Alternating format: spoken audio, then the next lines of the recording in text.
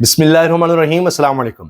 میاں نواز شریف کی بھی کیا زندگی ہے کہ یہاں پر آئے تھے وزیر اعظم بننے اور اشتہارات بھی دے دیے تھے، اور خبروں کی صورت میں تمام اخبارات میں اشتہار چھپے تھے بالکل اس طرح جس طرح ہیڈ لائنز ہیں، اور یہ تو خبر دی جا رہی ہے کہ چوتھی دفعہ وزیر اعظم نواز شریف، یہ باقاعدہ ہیڈ لائنز لگوائی گئی تھیں، اشتہارات تھے لیکن صورت یہ تھی کہ جیسے لگے کہ ہیڈ لائنز ہیں۔ لیکن پھر کیا ہوا؟ فارم 47 کے ذریعے ڈیل کرنی پڑی کیونکہ عبرتناک شکست ہوئی تھی، عبرتناک شکست۔ اور یہ بات تو اب کہی جا رہی ہے نون لیگ کی طرف سے بھی، مشتاق مناس نے کہا کہ جی بڑا شاکنگ تھا جو کچھ بھی ہوا، اور اب آپ یہ دیکھیں صرف میاں صاحب چاہتے تھے پنجاب میں ہم حکومت لے لیتے، وفاق میں نہ لیتے، لیکن بہرحال اب خبر آئی ہے کہ میاں صاحب لندن واپس جا رہے ہیں۔ بننے تو آئے تھے وزیر اعظم لیکن ناکام لوٹ رہے ہیں۔ ناکامیاں بہت ہیں اور تاریخ میں بھی لکھی جائیں گی، ابھی تو تاریخ بڑی جلدی لکھی جانے لگی ہے سوشل اور ڈیجیٹل میڈیا کی وجہ سے، کیونکہ جس طرح میاں نواز شریف کی سیاست کا آغاز ہوا تھا جنرل ضیاء سے، اور بالکل اس طرح سے ان کی سیاست کا آج اختتام بھی ہو رہا ہے۔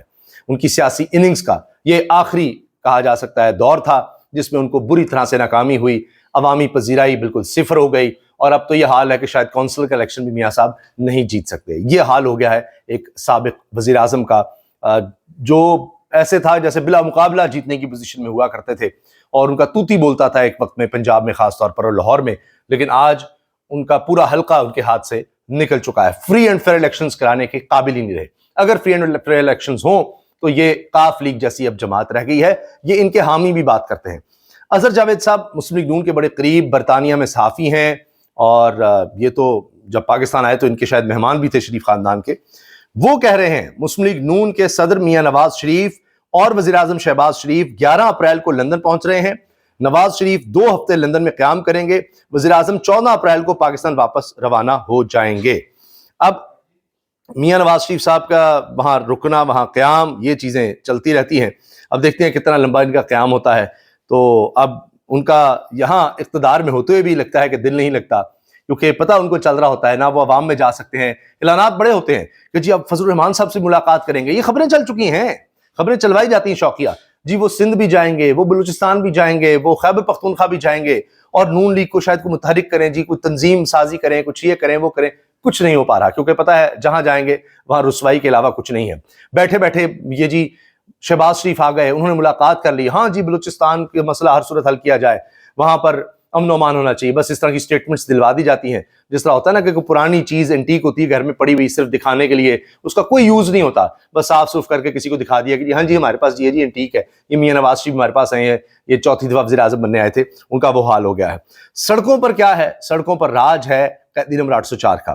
مراد سعید نے ایک پوسٹ کی تھی کہ جی اب پشاور میں ہم کنونشن کر رہے ہیں، اس کے بعد دوبارہ متحرک ہو رہے ہیں، اس ایک پوسٹ نے تھرتھلی مچا دی ہوئی ہے۔ یہ تو قیدی نمبر 804 کے ایک ایم این اے، سابق ایم این اے کا یہ حال ہے، اس کے ایک سابق جو ان کے ساتھ رہے ٹیم میں وزیر، ان کا یہ حال ہے۔ ایک نوجوان مراد سعید، اس کی ایک پوسٹ نے تھرتھلی مچائی ہوئی ہے، اور کہا جا رہا ہے کہ جی اب پشاور کنونشن کے حوالے سے لوگ متحرک ہو گئے، رات گئی، یہ سارا کام شروع ہو گیا، لوگ سڑکوں پر آ گئے، اور پھر کراچی میں بھی ریلی کا اعلان ہو گیا، اور آپ یہ دیکھیں کہ یوتھ ونگ کے جوان ریلی نکال رہے ہیں۔ یہ کراچی میں آپ دیکھیے کیا مناظر ہیں، یہ دیکھیے آپ، یہ دیکھیے آپ، تو کراچی میں ریلی ہے، پشاور میں کنونشن ہے، آپ نوجوانوں کی بڑی تعداد اس میں دیکھ رہے ہیں۔ دیکھا جی اس طرح لوگ متحرک ہو رہے ہیں، کہیں کنونشن ہے، کہیں پھر سے جلسوں کی تیاریاں ہیں، کہیں اتحاد بنانے کی بات ہو رہی ہے۔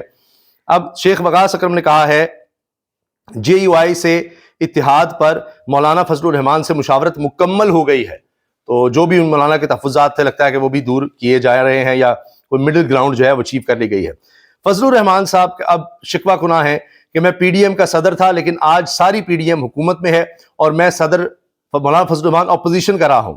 2024 کے الیکشن میں دھاندلی ہوئی۔ اب اس میں دو باتیں بڑی واضح ہیں، ایک تو جو سامنے نظر آ رہی ہے، پہلے سن لیجئے فضل الرحمان صاحب کیا کہہ رہے ہیں۔ الیکشنوں میں دھاندلیاں ہوتی، میں پی ڈی ایم کا صدر تھا، پی ڈی ایم ابھی تک ٹوٹی بھی نہیں ہے، لیکن اس کا صدر پوزیشن میں ہے اور باقی پارٹیاں کو مت۔ میں پی ڈی ایم کا صدر تھا، پی ڈی ایم ابھی ٹوٹی بھی نہیں ہے، اور صدر اس کا اپوزیشن میں ہے، باقی ساری پارٹیاں حکومت کر رہی ہیں۔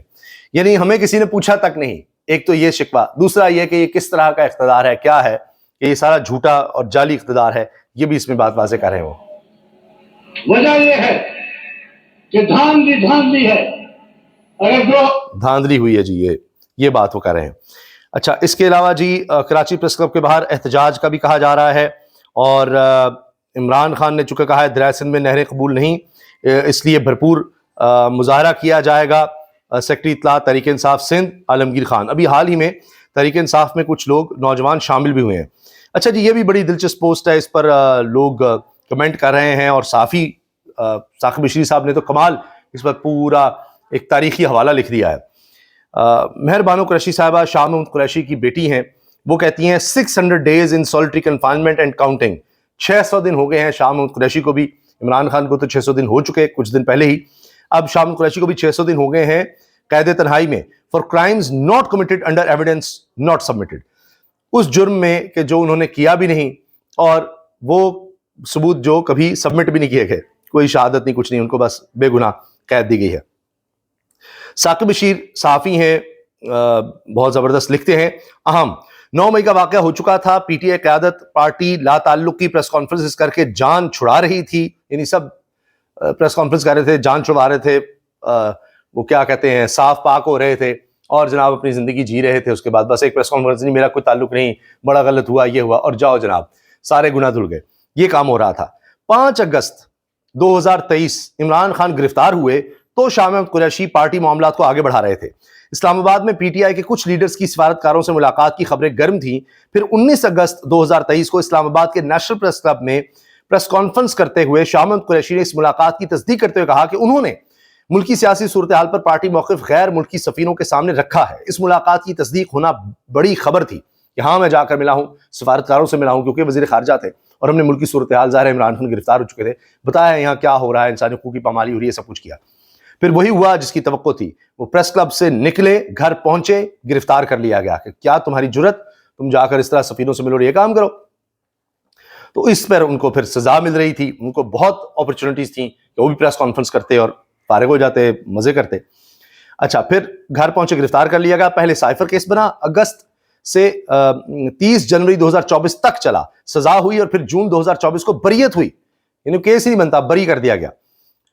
اس دوران شاہ محمود قریشی فیملی نے مختلف عدالتوں سے رجوع کیا کہ ان کے خلاف کوئی کیس ایسا تو نہیں جس میں انہوں نے ابھی ضمانت نہ کرائی ہو. تو جواب یہی ملا کہ کوئی ایسا کیس نہیں. یوں سائفر کیس میں بریت ہوئی تو 9 مئی کے کچھ کیسز میں، یعنی بعد میں کسی کے بیان کی روشنی میں گرفتاری ڈال دی گئی. پہلے ان پر کوئی کیس نہیں تھا 9 مئی کا، بعد میں جناب یہی ہے کہ آج بھی اگر کسی پر کوئی کیس نہیں ہوگا اس پر وہ والا ڈال دیا جائے گا. یہ اب تک ہو رہا ہے. اب 9 ماہ سے وہ ان کیسز میں جیل میں ہیں. اب ان کو 600 دن جیل میں ہو چکے ہیں. جیسے عمران خان کے جیل میں 3-4 دن سے زیادہ نہ گزارنے کے اندازے لوگ لگا رہے تھے کہ جی 3-4 دن سے زیادہ نہیں عمران خان رہ سکے گا، چیخے مارے گا، روئے گا، جن میں رانا ثناء اللہ ساری لیڈرشپ نون لیگ کی شامل تھی، کہ نہیں 3-4 دن سے زیادہ گزار سکتا. اور بڑے بڑے لوگوں کو انہوں نے مشورے دیے تھے، جس طرح جا کے جنرل باجوہ کہا جاتا تھا نا، جس کی پاپولرٹی ختم ہو گئی، یہ ہو گیا، وہ ہو گیا، وہ حساب تھا.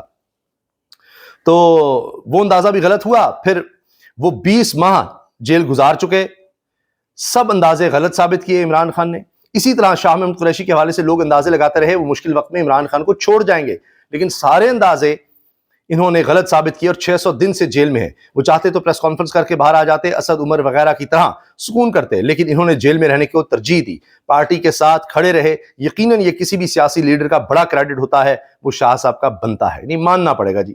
جیل وہ کاٹ رہے ہیں، ورنہ ایک پریس کانفرنس سے سب حل ہو سکتا تھا، نہ وہ سفیروں سے ملتے، نہ یہ سب کچھ ہوتا. پارٹی کے اندرونی معاملات پر بات کرنے سے منع کیا گیا ہے. میڈیا پر تماشا لگانے والوں کے خلاف ایکشن ہوگا. شیخ وقاص اکرم کہہ رہے ہیں کہ میڈیا میں جا کر تماشا نہ لگایا جائے، جس طرح آج کل دیکھا کہ شیر افضل مروت وہ کئی دفعہ نظر آ رہے ہیں. اچھا، یہ بڑی دلچسپ چیز ہے جی. یہ ہوا یہ کہ فضل الرحمان صاحب کا ایک پیروڈی اکاؤنٹ ہے، اور اس پر ہمارے سینئر صحافی مزمل سہروردی صاحب نے پورا وہ پیروڈی اکاؤنٹ کی ٹویٹ لکھا ہوا نیچے. پیروڈی اکاؤنٹ، پیروڈی تھا کہ وہ جعلی اکاؤنٹ ہے، ایک طنز و مذاق کے لیے بنایا گیا ہے، ایک پیروڈی ہے. تو اس پر پورا چنک کر دیا، یہ پورا پروگرام کا ایک حصہ ہی اس پر کر دیا. یہ دیکھیں آپ، باقاعدہ یہ ان کے پروگرام میں، یہ دیکھیے مزمل سہروردی صاحب کے پروگرام میں یہ پیروڈی اکاؤنٹ نظر آ رہا ہے فضل الرحمان صاحب کا. یہ فضل الرحمان لکھا ہوا ہے، پھر نیچے لکھا پیروڈی اکاؤنٹ، اور اس پر انہوں نے پروگرام کر دیا جس میں لکھا تھا خیبر پختونخوا کی عوام ترقی خوشحالی ہسپتال सड़कें स्कूल चाहती है, उधर वज़ीर आला अपनी जमात की सियासत से बाहर नहीं आ रहा, 6 करोड़ पख्तूनों के टैक्स का पैसा तहरीक इंसाफ की ज़ाती सियासत पर लगाया जा रहा है, आपस की लड़ाई से सूबा लावारिस हो गया है, तहरीक इंसाफ से इत्तेहाद पर जमीयत नजर ثانی करे। इस पर उन्होंने कर दिया होगा प्रोग्राम में गुफ्तगू कर दी कि जी देखिए फजल रहमान साहब क्या कह रहे हैं कि हमें तो साथ ही चलना चाहिए, फलानी होना चाहिए। अब मियां नवाज शरीफ भी चाहते थे फजल रहमान साहब साथ ना चलें, लेकिन मियां साहब तो अब खुद जा रहे हैं लंदन। उन्होंने क्या मुलाकात करनी थी, इस पर अदील राजा सहाफ़ी लिखते हैं, पाकिस्तानी सहाफ़त के ज़वाल की कहानी, इन जनाब को अभी तमगा भी मिला है, शो में 15 मिनट तक ये फेक ट्वीट चलाकर डिस्कस करता रहा। हम टीवी के मालिकान को इस्लामाबाद के प्लॉटों पर हाथ साफ करने से फुर्सत मिले तो इस आड़ू को भी चेक करें। अच्छा, इसी तरह एक और सहाफ़ी मोहम्मद उमैर लिखते हैं, तमगे वाले एंकर, इनको हाल ही में तमगा भी मिला है, सरकारी एजाज़ मिला है। तमगे वाले एंकर, तज्ज़ियाकार, कॉलम निगार, सीनियर सहाफ़ी ने मौलाना फजल रहमान की पैरोडी अकाउंट से हुई ट्वीट पर ही प्रोग्राम कर दिया। तमगे एवं नहीं लबदे, ऐसे नहीं तमगे मिलते, ये काम होता है तो फिर तमगे मिलते हैं। मौलाना का जो ट्वीट है वो पीटीआई को चिट्टा तो साफ इनकार है, या तो इनकार है या फिर सीधी सीधी दावत भी है कि इसको सीरियस लें। इमरान खान साहब, नहीं मौलाना साहब की तरफ से एक ये रियलिटी चेक है। अब आप समझिए ना, मौलाना के मसाइल समझे। ले जी, वो जो अकाउंट पैरोडी अकाउंट है उस पर ये सारी डिस्कशन हो गई, इस पर अब आप अंदाज़ा लगाइए कि फिर अब क्या बात कही जाए कि बुनियादी चीज़ जो है वही नहीं चेक हो सकी।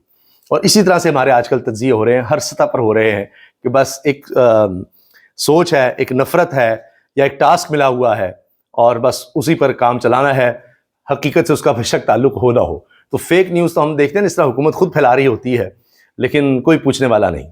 इजाज़त दीजिए, अल्लाह हाफ़िज़।